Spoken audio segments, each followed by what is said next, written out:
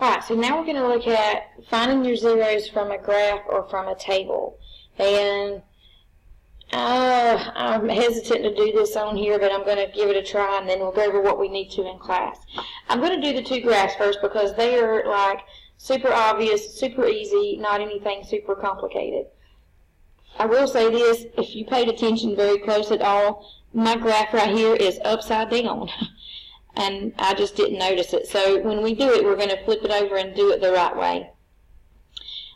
So when you're looking for your zeros from a graph, if you already have been given the graph, you're just looking for those x-intercepts. You're looking for where it crosses the x-axis. Okay, so let's do the bottom part first. Let's do these two. All you're looking for is where it crosses the x-axis here, here, and here. If it does not cross, I don't know if I can zoom in a little bit, maybe. If your graph does not cross the x-axis at what we call a lattice point, that's where that's your grid lines. There we go. If it doesn't cross at a lattice point, we'll estimate to the nearest tenth. If it crosses right on, like this one crosses at -2, and this crosses where x is 0, but this one crosses about halfway between 4 and 5. So when we're guessing, we need to put that approximate. X is approximately 4.5 because we're just getting an estimation, and it's that easy. You're just finding the x-intercepts. This one is upside down, so I'm going to turn my paper over and try to find myself. Where am I? There we go. I'm not really sure how I managed to put that in upside down. It might be because the numbers are so very tiny that I couldn't see them to realize it was upside down. But anyway, so here's what we got. I always start from the left and go to the right because that's how we read a graph anyway. So I'm going to start way out here. Notice that it's counting by ones, but it's only writing every 2. So 2, 4, 6, 8, 10, 12. Let's see, let me back that up. 1, 2, 3, 4, 5, 6, 7, 8, 9, 10, 11, 12. It goes to the next one, so that would be at -13. So that's this one. This one crosses where x is -5.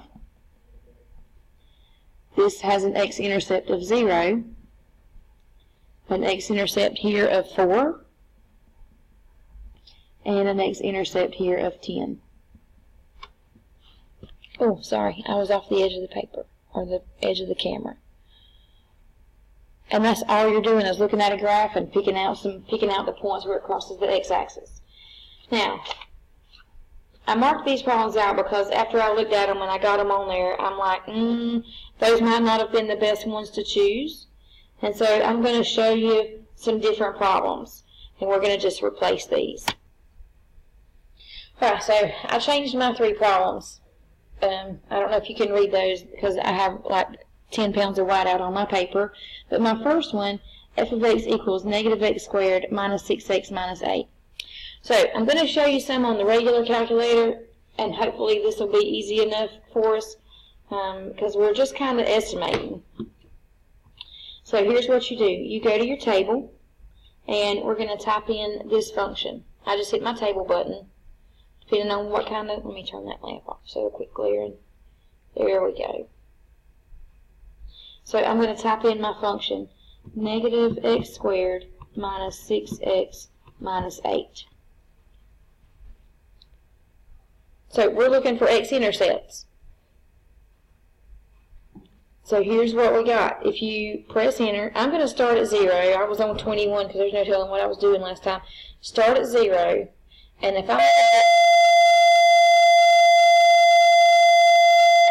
sorry, that was probably really loud.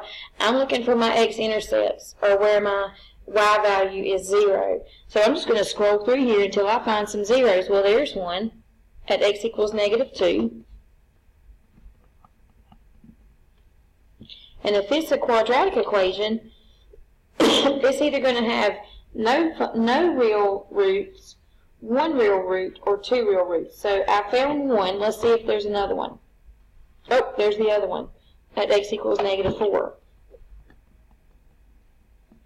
So I found these using my table.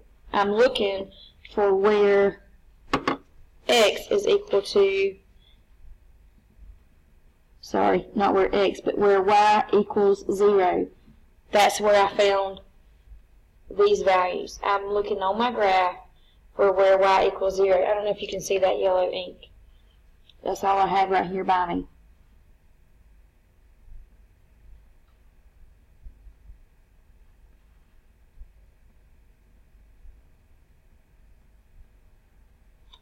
I'm looking for where y is equal to 0.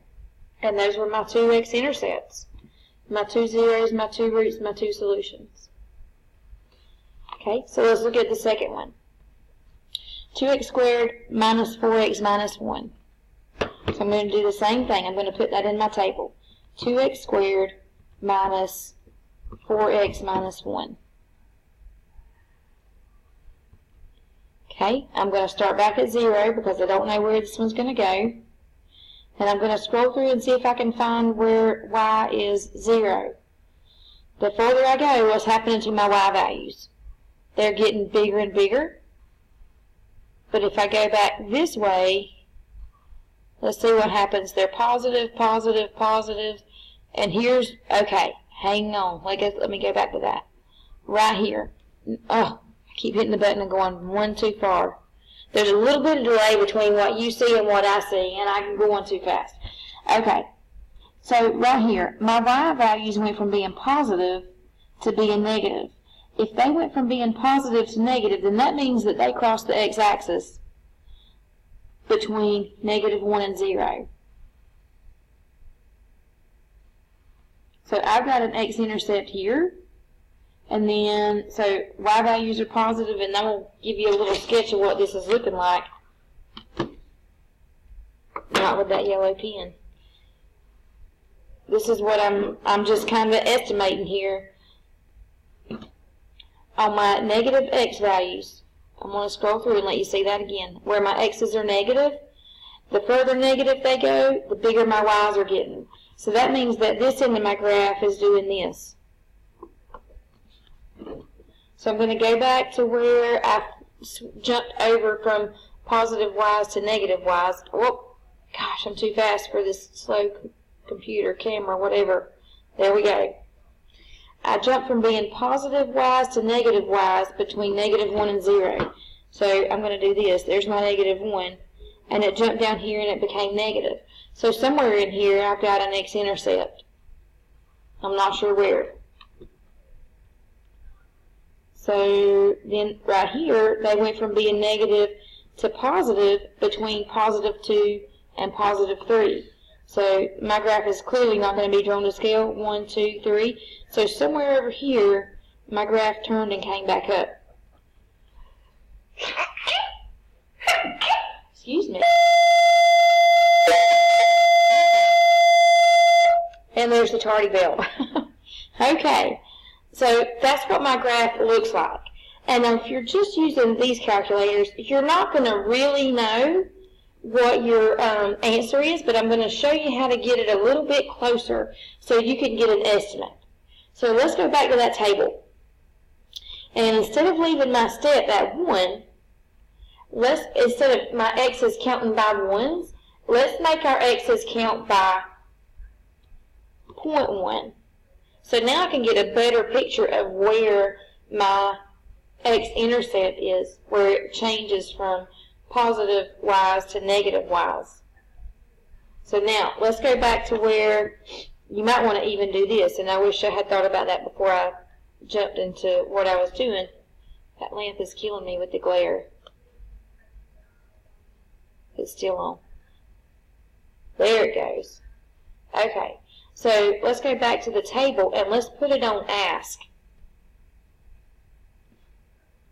No, let's don't. I'm changing my mind about that. We said that it was between -1 and 0, so let's start at -1 so we don't have to do a lot of punching buttons. Now that I've probably completely lost you, sorry, the bell and the sneezing lost my train of thought. So here's what I did. I found about where they are. I know they're between -1 and 0. and between 2 and 3. So instead of counting by ones, I'm going to count by smaller scale. I'm going to count by 0.1. I'm going to count by tenths. And I'm going to start at -1. And so look at your y values. When do they turn from being positive y's to being negative y's? Because that means that they've crossed the x-axis. Okay, right there. So somewhere between -0.3 and -0.2. So if you don't know exactly where, we're estimating here. So I'm going to do this. X is approximately negative. If it's between 0.3 and 0.2, I'm going to just go -0.25. If I lost you on that completely, I hope I didn't, because all I did is change what I was counting by on my x's and find out where my y's went from being positive, right here, to being negative down here. That means that I've crossed the x-axis somewhere. And it happened between -0.3 and -0.2. So I'm just going to go -0.25 because that's between 0.2 and 0.3, right? So now let's find the other one. I'm going to go, so I don't have to do a whole lot of pushing buttons to go all the way up to +2 on my x values. I'm going to go back to my table, and I'm going to just tell it to start at 2. Because I know that the next place that it changed was between, sorry, I'm having a hard time, was between 2 and 3. So I'm going to start at 2. This glare from these lights is terrible on this calculator. Okay, so I'm going to start at 0.2, and now I want to know where my y's are going from being negative to being positive. That's what I'm paying attention to. So they're negative, negative, right there. Between 2.2 and 2.3. Between 2.2 and 2.3, my y's went from being negative to positive. That means they crossed the x-axis.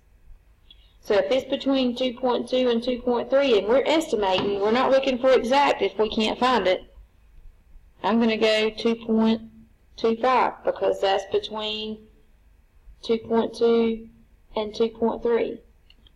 So I'm getting an estimate off of my table about where they are. Let's hope the last one's not as ugly. So here's what I got. F of x equals 1/2 x squared plus 4x plus 6. So go to your table, clear it, 1/2, or you can put 0.5 if you want to, if that makes you happy, because it's all the same.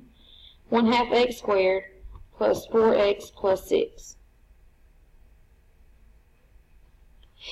So now we're going to do this. I'm going to go back and change my table to start at 0 and to count by 1, because I don't know what these are going to look like, and I might not need those little tiny decimal places. So I'm going to start out counting by 1, and I'm going to see if maybe I can just get lucky and I can just find my zeros as whole numbers. So let's see. Oh, I just found one. Where y is 0, x is -2. So there's one of my solutions. Remember, I'm either not going to have any, or I'm going to have 1, or I'm going to have 2. So I found 1. That means there might be a second one, and I just found it. I don't always know which way to scroll. I just start either going backwards or going forwards until I pay attention to my y values and what they're doing. If I started further back here and I see that my y values keep getting bigger, then I'm like, okay, maybe there's nothing there, and I need to go back the other direction. And that's all. I don't have any like super duper genius knowledge about how to do it, but that's my trick. So x equals -6. And those are my two solutions for finding them on the table. Alright, so this one was probably the one that you're thinking, dear Lord, I don't know what she did, but these two are very straightforward. You put it in your table, you find your whole number intercepts. The only thing with this one is I put it in my table and it wasn't at whole numbers, and I had to find them. And that's it. And I lied to you today. This went way over the 3 minutes that I told you it would probably be. I'm sorry, but it'll be okay.